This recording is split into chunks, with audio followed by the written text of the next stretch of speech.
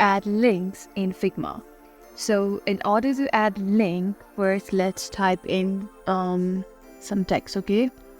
So let's type T enter, and let's say I want to write something over here. Alright, so let's write in okay, tech basics. So this is our channel, make sure you have subscribed. And let's say this is the text and I want to add a link to it, right? So in order to do that, I want to make it a little bit larger. Okay, so there we have it.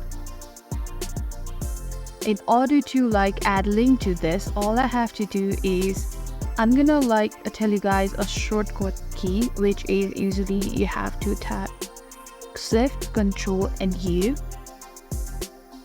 Shift, Control, U. First, make sure you've selected this one and Shift, Control, U. And once you've done that, you will see this type or paste URL option.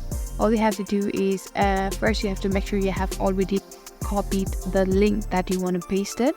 I've already done that, so all I have to do is paste it over here, and this is the link. Now once you click into that, you will be directly leaded to the link. So this was the link of one of our channel video. Yeah, so I hope this video was helpful. If so, please don't forget to like, share, and subscribe to our channel, Tech Basic. Thank you for watching and happy designing.